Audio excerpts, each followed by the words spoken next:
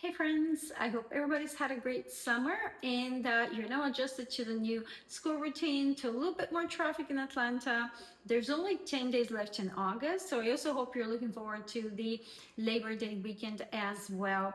I personally went to see my family in Bulgaria. I spent most of July there, and I also did a short trip to Italy, so the summer flew by really fast for me between family and traveling and work as well. As always, I'm going to talk about the market and about a few things that are circulating in the news that could affect the housing market as well. We haven't seen much change. It's still a balanced market. We only had depending on the source that you see, but we're about 1 to 2% appreciation year over year, meaning July last year to July this year. We've had about 1 to 2%, which is not significant at all, which means the market's kind of flat. Even in July, as you're going to see on your market snapshot, we had 30% fewer houses that were put on that were put under contract, meaning people are looking. However, they're more cautious about actually signing contracts to purchase those homes, and it's not surprising because we still have the war, we have inflation, and we have the higher interest rate that were actually close to 6.8 in July as well. So all that is affecting the market, and basically June sales were better than July. More people were looking to purchase in May, and or even early June, and that resulted in those higher numbers for June as well. For the last 3 months, we've had an average of 55 days for homes to stay on the market before they sell. With, of course, that's just an average. We've had homes that are staying much longer if they're overpriced for the mostly if they're overpriced for the condition that they're in. And of course, we still have homes that sell faster based on better condition, more updating in the home, and those pockets that always sell fast anyway.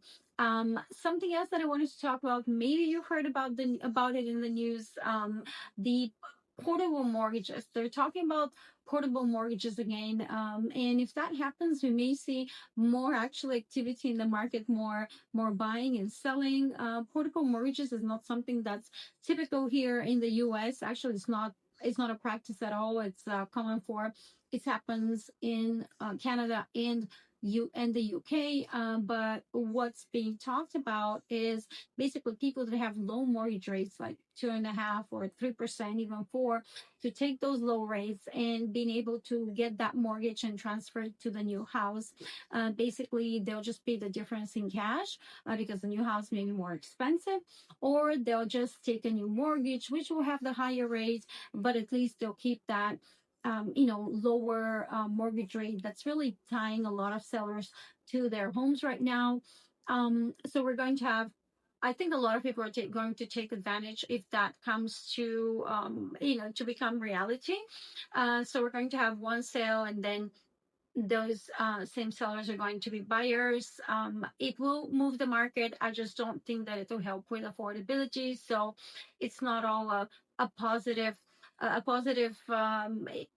thing as a whole. It also may drive interest rates up as well for actually other buyers or for the new mortgages that those people are going to get. But we'll see. It's just something that's being talked about right now. And then you'll see the rest of the newsletter.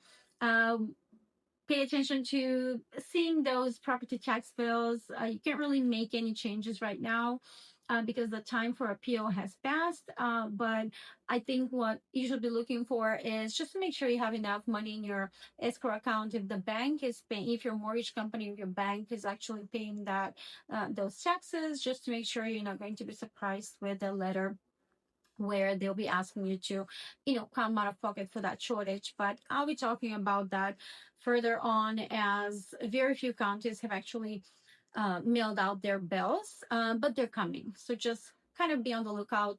You're going to get the bill, but if you have an escrow account, your mortgage company is going to pay it.